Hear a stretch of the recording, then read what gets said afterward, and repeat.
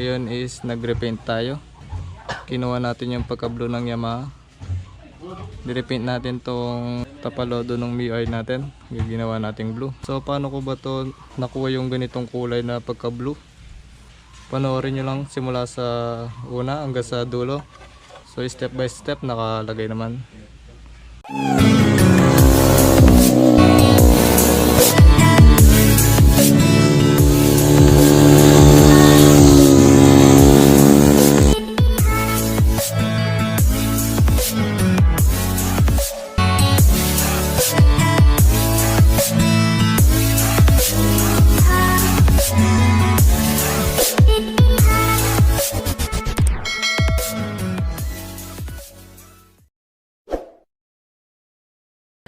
So what's up mga sir, nandito na naman tayo para sa panibagong video. So for today's videos is magre-repaint tayo ng kapalodo nitong MIUI 125.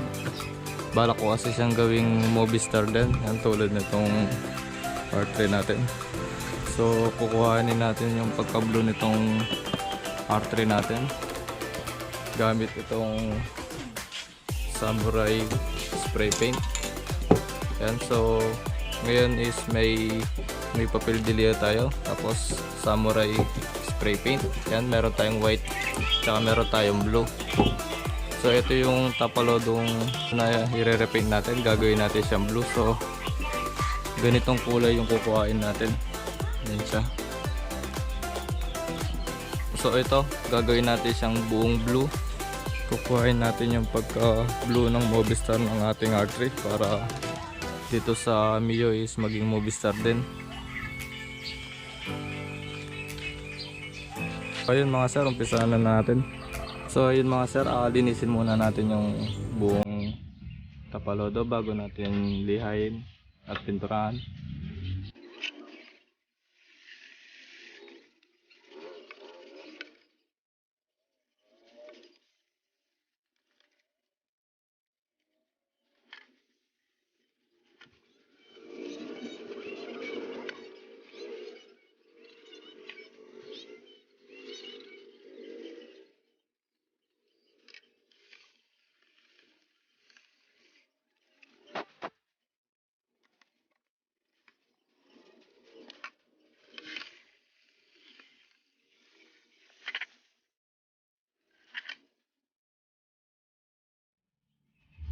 So ayun mga sir, tapos na natin siyang linisin.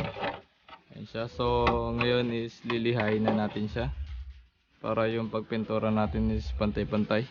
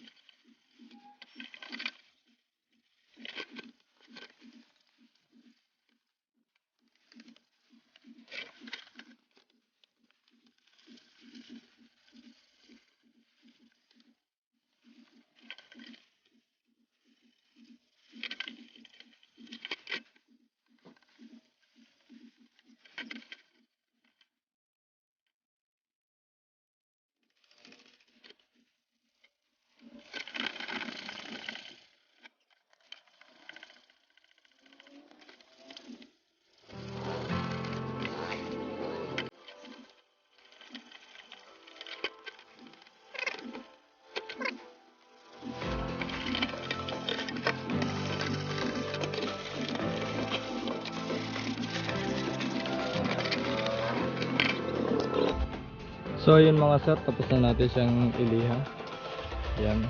So dito sa bandang likod, di ko na siya masyadong pinakaliha dahil wala naman siya masyadong gasgas and pantay din naman. So yun, dito lang sa talaga sa harapang pinakalihan natin dahil ito kasi yung magpo-front eh. Ayun mga sir, pintura na rin natin para agad na rin itong matapos itong project natin. So ito na siya mga sir, pipintura na natin siya.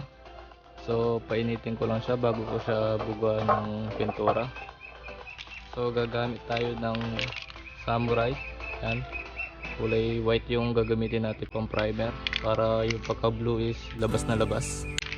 Yan.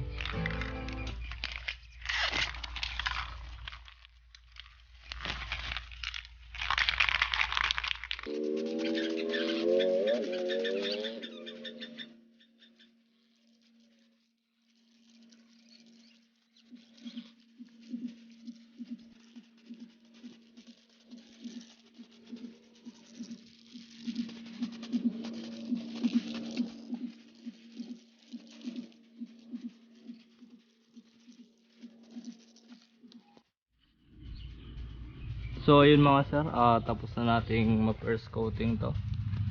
Yan siya ngayon. So isusunod na natin yan yung kulay blue. So ito mga sir yung gagamitin nating pang kulay blue. Yan, Samurai. So yung code nya is ito, Deep Purplish Blue Y3973. Ayan, search nyo lang siya. So ito yung pagka blue nung Yamaha natin. Ayan.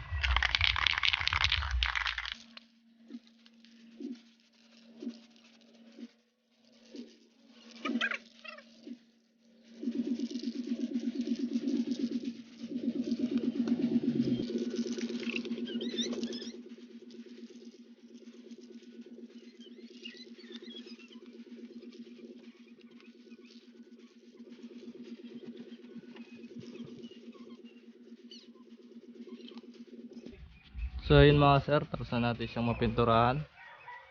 Yan, so lumipat tayo ng pesto dahil yung manok is nilalapitan at baka magkaloko-loko tong gawa natin. So ayan siya ngayon sir. So pinapatuyo ko na lang yung pagka blue at tapos is i-clear ko na lang siya niyan. So ayun mga sir, totally tuyo na tong blue natin. So i-clear na lang natin yan. Ayan siya.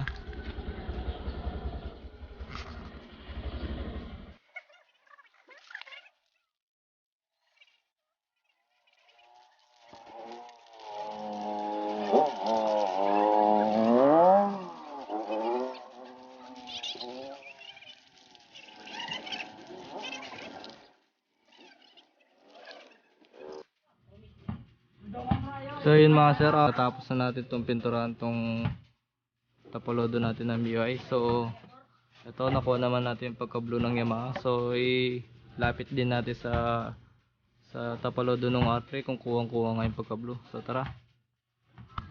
So ito mga sir, ito yung kulay ng R3 natin. So ito yung sa MIUI. Yan.